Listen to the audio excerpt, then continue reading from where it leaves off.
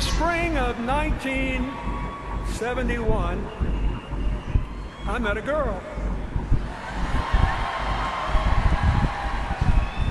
The first time I saw her, we were, appropriately enough, in a class on political and civil rights. She had thick blonde hair, big glasses, wore no makeup. And she exuded this sense of strength and self-possession that I found magnetic. After the class, I followed her out, intending to introduce myself. I got close enough to touch her back, but I couldn't do it. Somehow I knew this would not be just another tap on the shoulder. That I might be starting something I couldn't stop. I saw her several more times in the next few days, but I still didn't speak to her. Then one night, I was in the law library talking to a classmate who wanted me to join the Yale Law Journal. He said it would guarantee me a job at a big firm or a clerkship with a federal judge. I really wasn't interested. I just wanted to go home to Arkansas. Then I saw the girl again, standing at the opposite end of that long room. Finally, she was staring back at me. So I watched her. She closed her book, put it down, and started walking toward me. She walked the whole length of the library, came up to me and said, "Look, if you're going to keep staring at me," and now I'm staring back, we at least ought to know each other's name. I'm Hillary Rodham. Who are you? I was so impressed and surprised that, whether you believe it or not, momentarily I was speechless. We built up a lifetime of memories. After the first month and that first walk, I actually drove her home to Park Ridge, Illinois, to meet her family and see the town where she grew up. A perfect example of post-World War II middle-class America. Street after street of nice houses, great schools, good parks, a big public swimming pool, and almost all white. I really liked her family. And for the people from Illinois here, they even told me what waiting for next year meant. Could be next year, guys. Now, her mother was different. She was more liberal than the boys. And she had a childhood that made mine look like a piece of cake. She was easy to underestimate with her soft manner, and she reminded me all over again of the truth of that old saying, you should never judge a book by its cover. Knowing her was one of the greatest gifts Hillary ever gave me.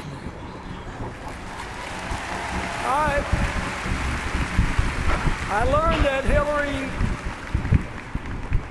got her introduction to social justice through her Methodist youth minister, Don Jones. He took her downtown to Chicago to hear Dr. Martin Luther King speak, and he remained her friend for the rest of his life. This will be the only campaign of hers he ever missed. When she got to college, her support for civil rights, her opposition to the Vietnam War, compelled her to change parties and become a Democrat. Between college and law school, on a total lark, she went alone to Alaska and spent some time sliming fish. So,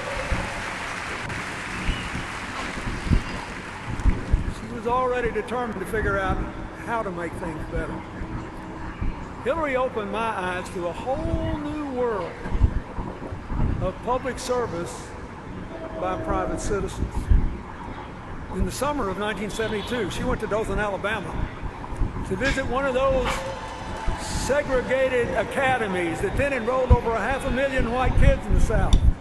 The only way the economics worked is that they claimed federal tax exemptions to which they were not legally entitled. She got sent to prove they weren't. So she sauntered into one of these academies all by herself, pretending to be a housewife that had just moved to town and needed to find a school for her son. And they exchanged pleasantries, and finally she said, look, let's just get to the bottom line here. If I enroll my son in this school, will he be in a segregated school, yes or no? And the guy said, absolutely. She had him. And she went back, and her encounter was part of a report that gave Marion Wright Edelman the ammunition she needed to keep working to force the Nixon administration to take those tax exemptions away and give our kids access to an equal education. She met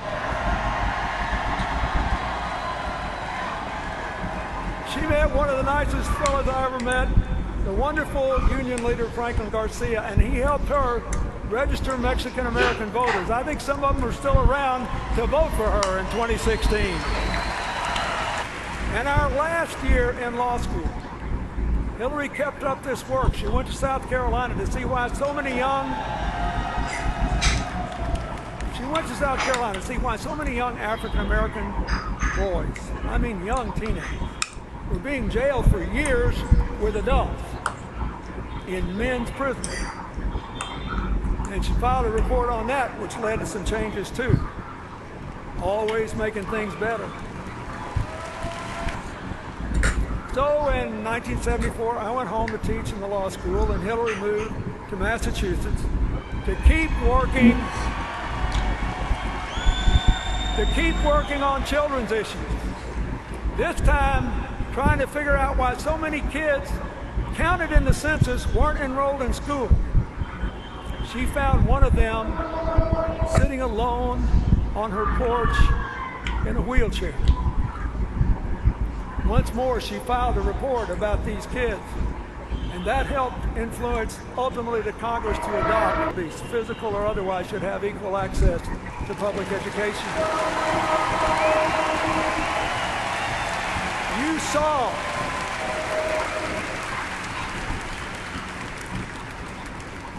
You saw the results of that last night when Anastasia Somoza talked.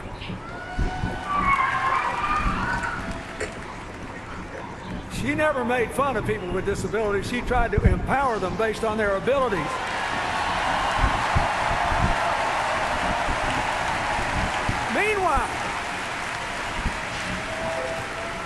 Meanwhile, I was still trying to get her to marry me.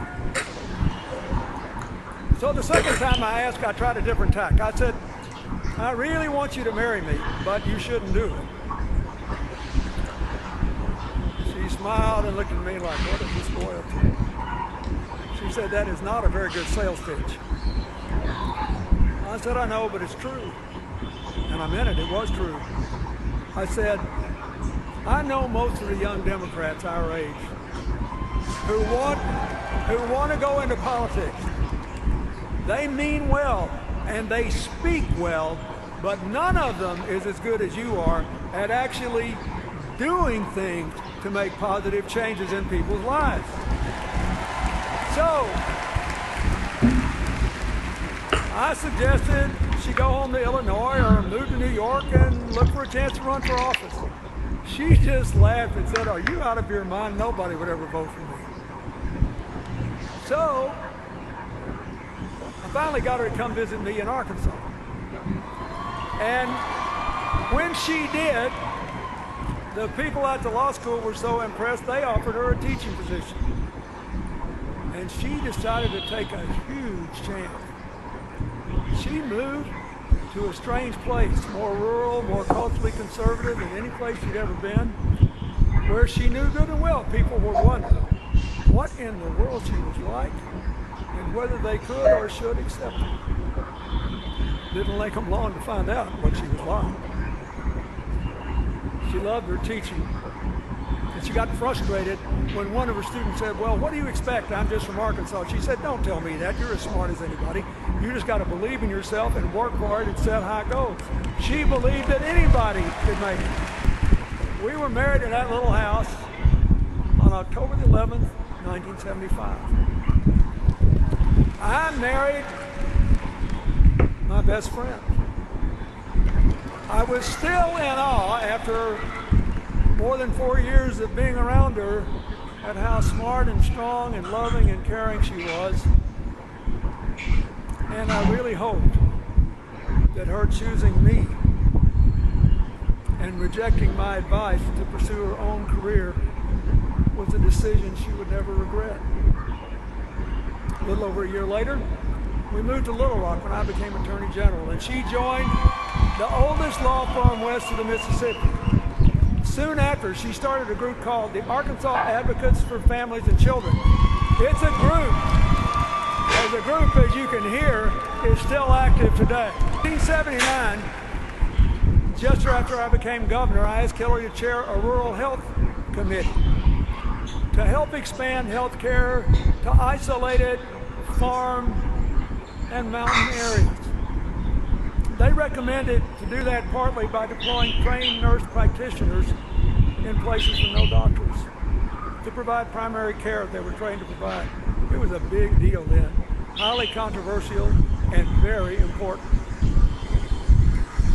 And I got the feeling that what she did for the rest of her life, she was doing there. She just went out and figured out what needed to be done and what made the most sense and what would help the most people.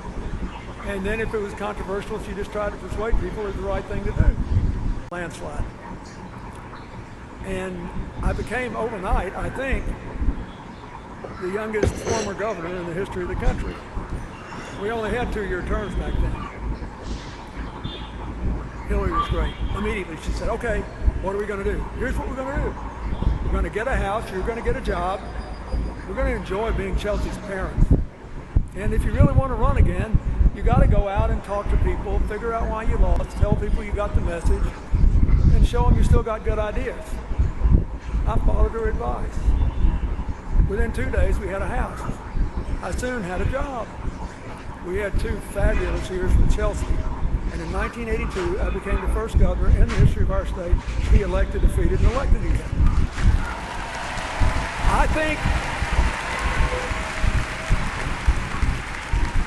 my experience is it's a pretty good thing to follow her advice.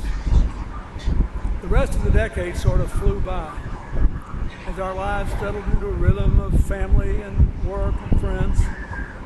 In 1983, Hillary chaired a committee to recommend new education standards for us as a part of, or in the response to a court order to equalize school funding, and a report by a national expert that said our woefully underfunded schools were the worst in America. Typical Hillary, she held listening tours in all 75 counties with our committee. She came up with really ambitious recommendations. For example, that we be the first school in America, first state in America to require elementary counselors in every school because so many kids were having trouble at home and they needed it. I called the legislature into session hoping to pass the standards, pass the pay raise for teachers, and raise the sales tax to pay for it all. I knew it would be hard to pass, but it got easier after Hillary testified before the Education Committee, and the chairman, a plain-spoken farmer, said, "Looks to me like we elected the wrong Clinton." Well, by the time I ran for president 9 years later, the same expert who said that we had the worst schools in America said that our state was one of the 2 most improved states in America. And that's because of those standards that Hillary developed. She did all this while being a full-time worker, a mother, and enjoying our life. Why? Well, she's insatiably curious, she's a natural leader, she's a good organizer, and she's the best darn change maker I ever met in my entire life. With a commitment to reform health care, Hillary was a natural to head the health care task force. You all know we failed because we couldn't break a Senate filibuster. Hillary immediately went to work on solving the problems the bill sought to address one by one. The most important goal was to get more children with health insurance. In 1997, Congress passed the Children's Health Insurance Program, still an important part of President Obama's Affordable Care Act. It insures more than 8 million kids There are a lot of other things in that bill that she got done, piece by piece, pushing that rock up the hill. In 1997, she also teamed with the House Minority Leader, Tom DeLay, who maybe disliked me more than any of Newt Gingrich's crowd. They worked on a bill together to increase adoptions of children out of foster care. She wanted to do it because she knew that Tom DeLay, for all of our differences, was an adopted parent, and she honored him for doing that. The bill they worked on, which passed with an overwhelming bipartisan majority, led to a big increase in the adoption of children out of foster care, including non-infant kids and special needs kids. It made life better because she's a change maker. That's what she does. In 2003, partly spurred on by what we were going through, she became the first senator in the history of New York ever to serve on the Armed Services Committee. So she tried to make sure people on the battlefield had proper equipment. She tried to expand, and did expand, health care coverage to reservists and members of the National Guard. She got longer family leave working with Senator Dodd for people caring for wounded service members. And she worked for more extensive care for people with traumatic brain injury. She also served on a special Pentagon commission to propose changes necessary to meet our new security challenges. Newt Gingrich is on that commission. He told me what a good job she's done. I say that because nobody who has seriously dealt with the men and women in today's military believes they are a disaster. They are a national treasure of all races. Meanwhile, she compiled a really solid record, totally progressive on economic and social issues. She voted for and against some proposed trade deals. She became the de facto economic development officer for the area of New York outside the ambit of New York City. She worked for farmers, for winemakers, for small businesses and manufacturers, for upstate cities and rural areas who needed more ideas and more new investment to create good jobs. Something we have to do again in small town and rural America, in neighborhoods that have been left behind in our cities, in Indian country, and yes, in coal country. As Secretary of State,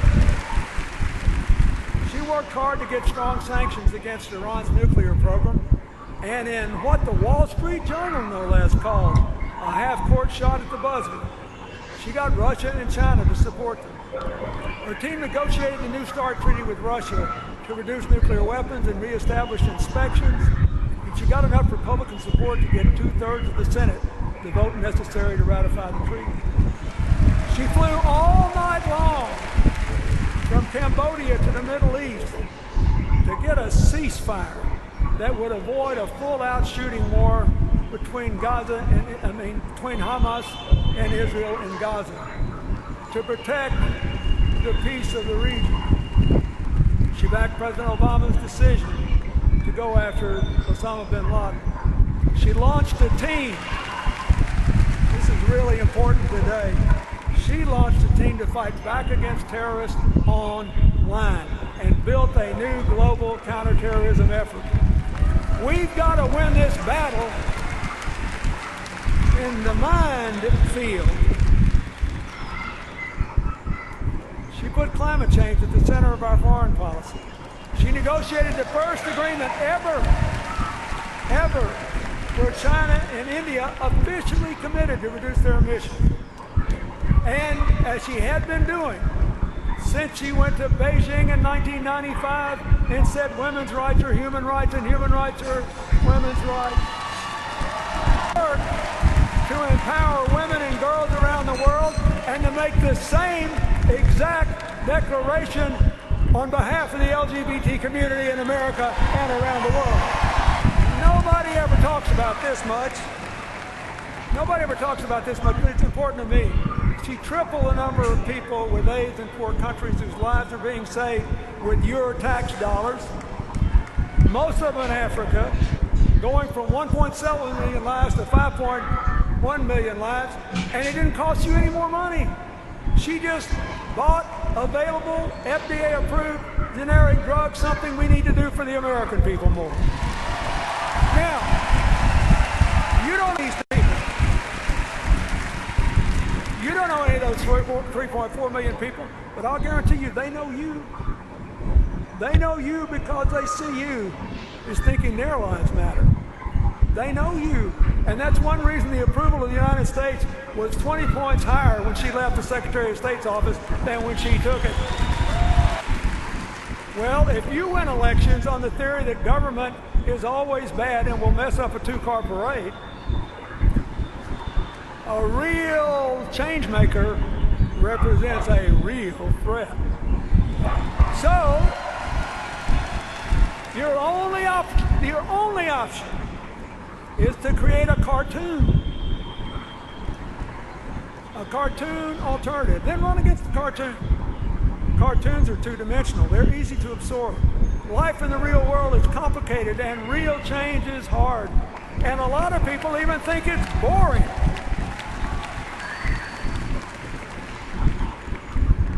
Good for you, because earlier today, you nominated the real one.